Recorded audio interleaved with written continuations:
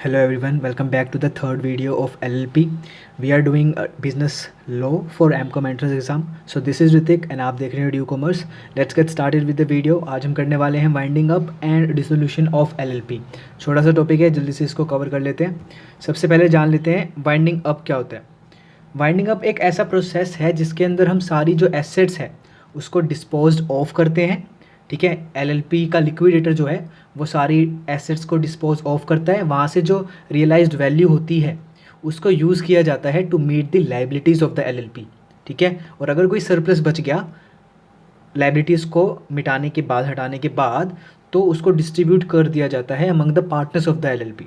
ठीक है, अभी थोड़ा सा एक बार डिफरेंस जान लेते हैं कि वाइंडिंग अप में और डिसोल्यूशन के अंदर डिफरेंस क्या होता है. देखो, पढ़ के समझते हैं. Winding up is the process which brings an end to the life of LLP. यानी कि अब हम लोग कोई भी बिजनेस नहीं कर सकते हैं. वाइंडिंग अप जब हो जाएगा तब कोई भी बिजनेस नहीं कर पाएगा एलएलपी के अंदर. ठीक है, बिजनेस लाइफ जो है एलएलपी की वो ख़त्म हो जाएगी.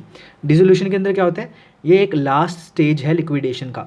ठीक है, लास्ट स्टेज है जिसके अंदर क्या करते हैं, जो लिक्विडेटर होता है वो सारे लीगल चीज़ें करता है और कोर्ट को ऑर्डर पेश कर देता है डिसोल्यूशन होने का. तब जाकर डिसोल्यूशन हो जाता है एक एलएलपी का. जब डिसोल्यूशन हो जाता है तब कंपनी का जो नाम है वो रिकॉर्ड से, आरओसी के रिकॉर्ड से हटा दिया जाता है और इसको नोटिफाई कर दिया जाता है in the official gazette. But winding up के दौरान ये एक लॉन्ग प्रोसेस है. ठीक है, उसका नाम नहीं हटता है. जब वाइंडिंग अप हो रही होती है तो उसका नाम नहीं हटता है. जब डिसोल्यूशन हो जाएगी उसके बाद उसका नाम हटेगा. Winding up is a long process. After winding up and prior to dissolution the legal existence of the LLP continues and it can be sued and by others in a court of law. समझ रहे हो, dissolution से पहले और winding up के बाद, ठीक है, क्या होगा, उसकी जो एंटिटी है वो रहेगी और कोई भी उसको केस कर सकता है उसके ऊपर, एलएलपी के ऊपर. डिसोल्यूशन के बाद उसकी एंटिटी खत्म हो जाएगी. नेक्स्ट, मीनिंग आपको समझ में आ गया है, डिफरेंस समझ में आ गया.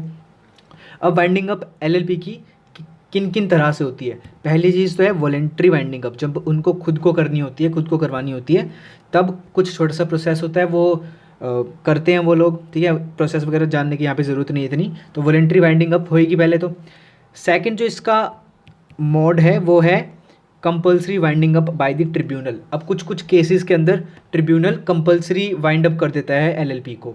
कौन से वो केस हैं, लेट्स डिस्कस. सबसे जो पहला केस है वो है इंसॉल्वेंसी वाला. ठीक है, या फिर जब बैंकक्रप्ट हो जाए हमारी एलएलपी, तब ट्रिब्यूनल क्या करेगा कि भाई तुम लोग लिक्विडेट कर दो, वाइंड अप कर दो अपनी पार्टनरशिप को, एलएलपी को. ठीक है, तब होएगा. और किन किन केस में होता है कंपल्सरी वाइंड अप. ठीक है, ट्रिब्यूनल और किन किन केस में करती है. सबसे पहली चीज़, या तो एलएलपी खुद एक पेटिशन डाले. क्या डाले, एक पेटिशन भेजे ट्रिब्यूनल को कि भाई आप कर दो. तो पहला केस तो ये होगा जब एलएलपी खुद चाह रही है. ये वॉलेंट्री में नहीं आएगा. जब हम पेटिशन भेज रहे हैं ट्रिब्यूनल को तब वो होएगा compulsory winding up by the tribunal. इसी के अंदर सेकंड केस है जब स्टैट्यूटरी लिमिट से कम हो जाए मेंबर्स. ठीक है, जब स्टैट्यूटरी लिमिट से कम हो जाए मेंबर्स, यानी कि 2 से कम हो जाए.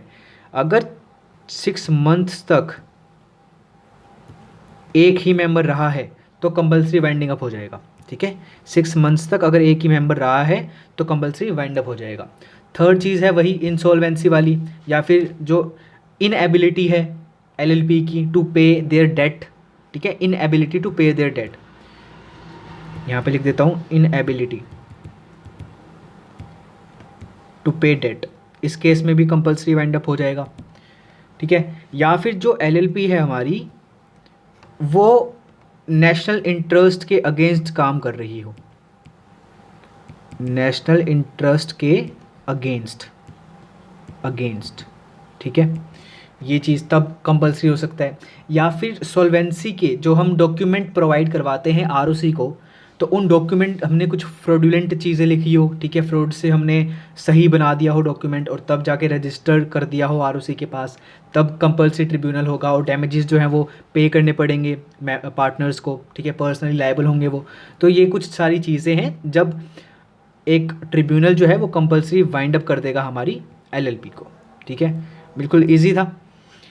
अब देख लेते हैं जब हम लिक्विडेशन करते हैं तो लास्ट में जो भी एसेट हमारे पास, जो भी एसेट को बेचकर रियलाइज वैल्यू होती है उसको हम कैसे पे करेंगे. ऑर्डर क्या होगा हमारी लाइबिलिटीज़ को पे करने का. ठीक है, हम रियलाइज़ किस लिए कर रहे हैं? टू पे आर लाइबिलिटीज़। पहली चीज़ क्या होगी? पहली चीज़ हम रुपए लगाएंगे कहाँ पर? Cost and expenses of winding up, जो भी खर्चा आया है वाइंडिंग अप में उसमें, और जो फीस है लिक्विडेटर की उसको भी उसके अंदर इंक्लूड करेंगे। सेकंड चीज़ है प्रेफरेंशियल क्रेडिटर्स। प्रेफरेंशियल क्रेडिटर्स यानी कि जिसको हमने पे करना ही करना है। अगर मैं इसका कोई एग्जांपल दूं तो होगा जैसे कोई दोज क्रेडिटर्स, जैसे कि सैलरी देनी है एम्प्लॉय को, या फिर कोई भी सैलरी टाइप थिंग एम्प्लॉय को अगर देनी है, चाहे वो प्रोविडेंट फंड से रिलेटेड हो, ग्रेचुटी से रिलेटेड हो, तो यहाँ पे ये आएगा, प्रोफेशनल क्रेडिटर्स आएगा, उन लोगों को मिलेगा। उसके बाद किसको मिलेगा? Creditors secured by floating charges. ठीक है, third is creditors secured by floating charges. ऐसे क्रेडिटर्स जो कि सिक्योर्ड हैं किससे? फ्लोटिंग चार्जेस, यानी कि उनके ऊपर चार्जेस लगते थे, ठीक है, इंटरेस्ट देना होता था, तो उनको मिलेगा थर्ड चीज़, थर्ड नंबर पे उनका नंबर आएगा।